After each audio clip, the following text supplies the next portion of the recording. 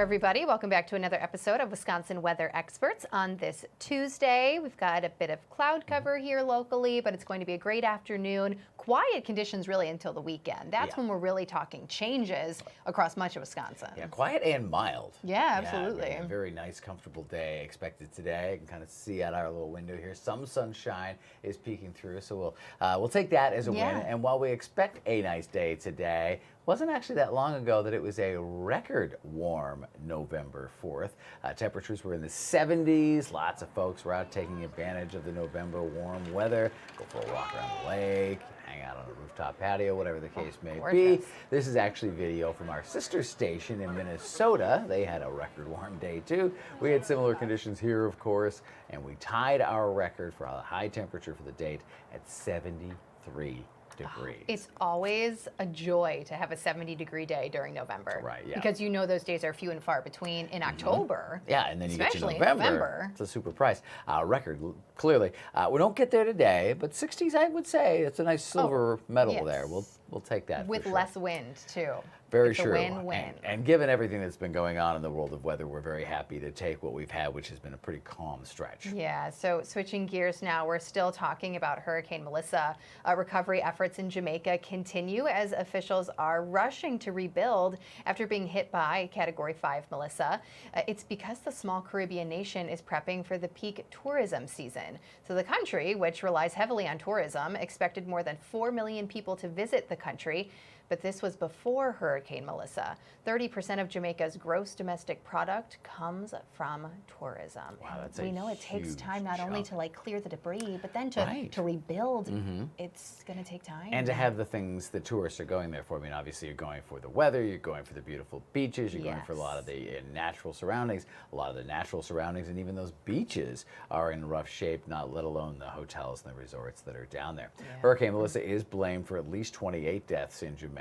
The World Food Program said its immediate priority is to get food to more than 5 million people in Jamaica, the Dominican Republic, Haiti, and Cuba. Meanwhile, first responders and other humanitarian organizations are working to provide shelter, health care, clean water, and to restore power and communications to the entire region. Yeah.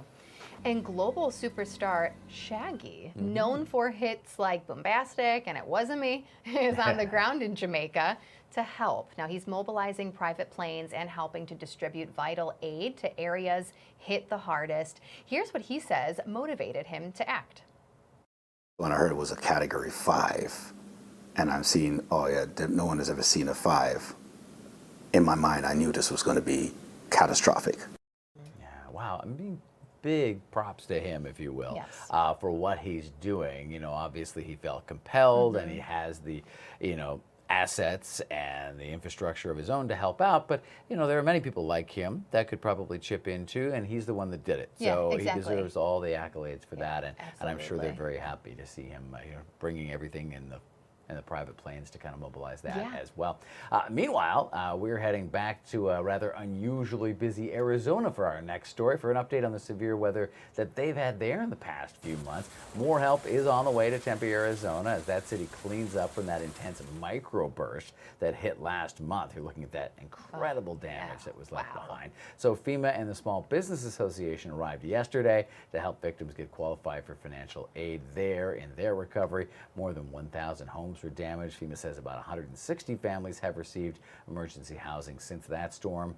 As for the next step, FEMA says it's working with the city of Tempe for home repair assistance. It just feels so real after what we experienced in August with everything that FEMA does, because we talked about it so much here on a local level, and it's just amazing to see all the other spots that still need that help too. Very true, and sometimes it becomes something that we place in the other category, like it happens to other people, it happens in other states, because honestly there are far more active places, but when it happens here, suddenly those distant places feel a little bit closer because you know exactly how it feels to be in that position. Right, exactly. Well, now to Central Florida, another area that was hit hard from storms about 9 days ago. One couple in Titusville had their homes surrounded by more than millions of gallons of water at one point. Fox 35's Hannah McKenzie has more on that situation. This is on day 8. 8. We're on 8 now, yeah. As bad as it looks right now, this is actually an improvement. This stick is where the water line originally was. This aerial view really putting things into perspective. An estimated 3.5 million gallons of floodwater inundated Greg and Carolina Sohn's Titusville property following torrential rain on October 26th. Within 30 minutes, Greg says there was 9 inches of water inside the house, and the rain kept coming. Anything in its path, it was just destroying. And it was heartbreaking. I mean, we lost some of our wedding stuff. We lost family pictures. Among the losses, an unexpected gain. It's probably about 22,000 gallons an hour. Herb Wickward's wife, Melanie, saw a photo of the Sohns' home on social media and sent her hubby to lend a hand. And you're doing this for free? Yeah. Why? Why not? I needed help. He had the pump, bought extra hoses, and got to work moving the water. Easier said than done. 250 feet of hose line, taking it through a cramped culvert, then onto a neighboring property, all with permission, of course. Main goal was just to get it below their garage floor in their house so the house could start drying out. 500,000 gallons now gone.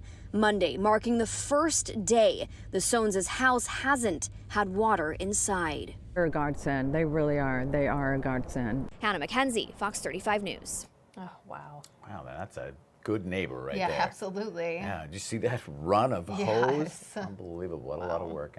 And to do it all just out of the goodness of your heart. There you go. Well, let's check in on our international weather headlines. Next, the Philippines have been hit by 20 tropical cyclones so far this year. Now, the latest was a typhoon that made landfall yesterday in the central part of the country. It had wind gusts up to 115 miles per hour. The typhoon left at least one person dead. Flooding is a major issue, so are power outages. Thousands of people are living in shelters because they can't go home yet. This was kind of a late season storm. Typhoon season in the Philippines starts in June and goes to about ends at the end of October. So yeah, a little bit past the normal there. And a weather alert from Australia now. Rainwater and puddles were spotted inside Sydney Airport's International Terminal yesterday. This video was posted to X. Yeah, that's more than a puddle, I'd say. Yeah. Shows water leaking from the ceiling near a gift shop and pooling outside the Tiffany & Company store. The airport says some flight departures and arrivals were delayed due to the storm. The Bureau of Meteorology issued a severe weather alert for the city, warning of large hailstones, heavy rain, and damaging winds. It's an unsettling feeling, I bet, when the rainwater starts coming into the airport. Yes. Probably start worrying about if your plane's going to take off. You're right, exactly. Now, there was a powerful earthquake as well, rocked northern Afghanistan, killing at least 20 people there, but the death toll is expected to climb. The 6.3 magnitude quake left a path of death and destruction in one of the country's largest cities. Over 300 people have been injured, and many others are feared to be trapped in the rubble. The quake also damaged the historic 15th century Blue Mosque, one of the most revered religious landmarks in Afghanistan. Wow, the video is just stunning there. It is. Shocking. Just so hard to see damage in so many spots, but that's the weather. Right. I mean, this planet is always busy one way or the other, whether it's the Earth or volcanoes or snow like we had yesterday. Yeah. We're talking snow here, but not today. Right. Right? We got some time yet. We've got some time Run yet. out, get the windshield wiper fluid. Buy the bread and the milk. No. Do you have a snow brush? I am just kidding. Okay, funny you mentioned that though, because on Sunday, I was the first morning that I had to scrape frost off of my windshield. And you better believe at 5 a.m. I was rustling through the car trying to find my ice scraper, nowhere to be found. So there you go. But no, much quieter right now in Wisconsin. And we will become a bit more active Friday on into the weekend. It does look to be our first chance for maybe a little bit of wintry mix, especially Saturday night into Sunday morning. But more rain than snow. A true mix it looks like at this point, but we will be watching it very closely since it is, our first one of the season. Now there's a low pressure out towards the west right now. If you see the northern tier of the U.S. From parts of northern Wisconsin all the way through parts of Montana and the Pacific Northwest, dealing with a little bit of rain and even their own wintry mix in spots. Very quiet along the east coast and towards the southeast, as well as along the southern plains. Now looking up towards the northwest, you can see this mixture of rain as well as snow, especially at higher elevations across parts of the northwest extending into the upper plains. All of this will continue to move eastward here. It's nothing terribly substantial at this point, and for those of us in Wisconsin, we're still looking pretty dry here in the coming days. Northern parts of the state could see a little bit more than what those of us down south see. Our better chance again in Milwaukee is more so by Friday. But what's impacting the Pacific Northwest right now, we kind of talked about this yesterday, a lot of coastal flooding expected from Washington state down through a good chunk of the coastline of California, and that's thanks in part, number one, to this system, but also the system bringing in some pretty strong wind. You can see the wind headlines across parts of Oregon State as well as Nevada and northern and central portions of California. Plenty of wind advisories as well as even some high wind warnings. And that is for wind gusts potentially, closing in on 60 miles per hour. Now back closer to home, we actually get a break from the wind today. Yesterday was very blustery, especially in the Milwaukee area, but even northern Wisconsin felt wind gusts over 40 miles per hour at times. Today the wind is much, much lighter. Towards the north, you can see some light sprinkles across northern Wisconsin. The rest of us, it's just a mix of clouds and sun. Plenty more sunshine out towards the west across Minnesota and Iowa. So again, in the coming days here, we're still looking pretty quiet with peaks of sun from time to time. So looking ahead for the remainder of your Tuesday, some cloud cover, some sprinkles up towards the north, the rest of us down towards the south, just a few clouds here or there. Notice how some of that rain favors far northern Wisconsin overnight tonight and parts of the UP with that system that's west of us right now. Those of us in central and southern Wisconsin will likely stay dry. More sunshine and windy conditions ahead for Wednesday, and then by Thursday we start to see clouds moving back in. That's ahead of a rain chance that we'll likely see Thursday night on into Friday morning. You can see a bit of a, it almost seems like a line trying to develop here for Thursday night, and that will likely linger again into Friday morning. And then the weekend is what we're watching for, the potential of that wintry mix. I do think Saturday will primarily be rain at this point, but we'll have to watch later Saturday night and maybe into Sunday morning as those temperatures really do drop. Sunday will likely be our first day where we stay in the 30s for high temperatures, and this is still very normal for this time of year. On average, our first trace of snow is early November. So this is kind of coming right on cue here. Just to put it into perspective, because I do know you're probably seeing a lot of maps already on social media.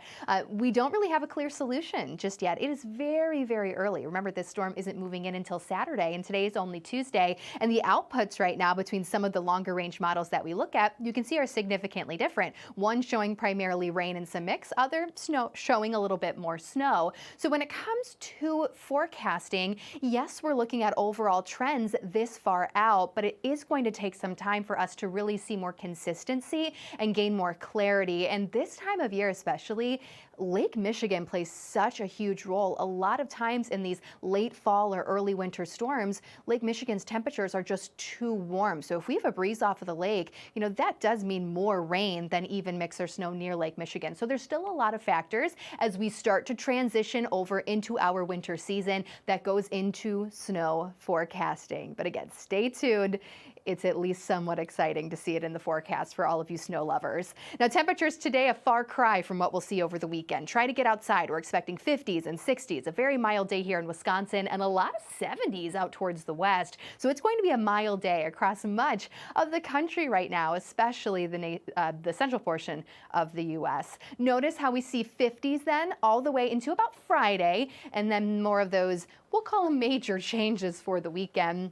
By Sunday, we're potentially over 10 degrees below average if we do end up staying in those upper 30s. And I'll leave you with this. This is our temperature outlook from the Climate Prediction Center. So this goes past our 6-day planner. It does actually look like we warm right back up. Robin, I know you and I were talking about this the other day.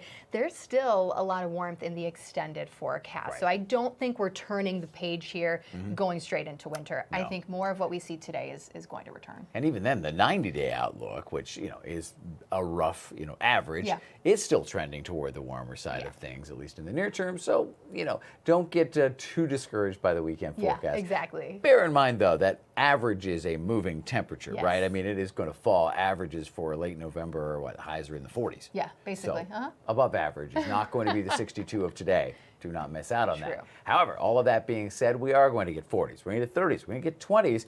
We'll probably get at least a couple of days with single-digit highs. So we need some coats. Yes, the temps are falling, and it's time, folks. Fox 6 is getting ready to keep kids warm, one coat at a time. We just kicked off the 41st annual Fox 6 Coats for Kids drive, and we need your help. See that QR code on your screen. Just scan that with your smartphone or your tablet. You can safely donate money that will get used to buy brand new coats for the campaign. If you have a new or gently loved winter coat you want to donate, drop them off at Steinhoffels, Landmark Credit Union, or Salvation Army through December 7th. For more information about Coats for Kids, go to our website, fox6now.com. And you can do both. So if you go into your closet and you know how you put on that old jacket, you put your hand in, and there's $10 you forgot you had. Oh, yeah. Then just donate the coat and the $10. How about Wow, that? You didn't know wisdom. you had the $10? Wisdom from Rob Hasler. You won't even miss it. Live look outside. We will be right back. Hopefully and bring you your miss $10. us. Yeah, that's right.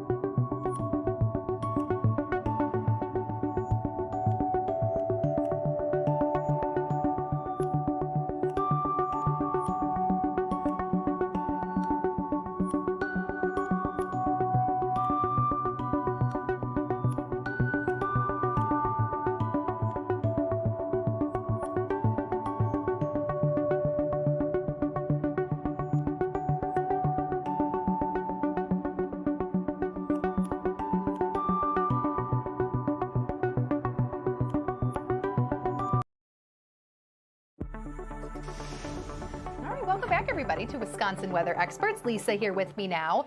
We saw a beautiful sunrise. We really did see a gorgeous sunrise. And some of you may have been up and saw this. We've had a lot of viewers send in their photos.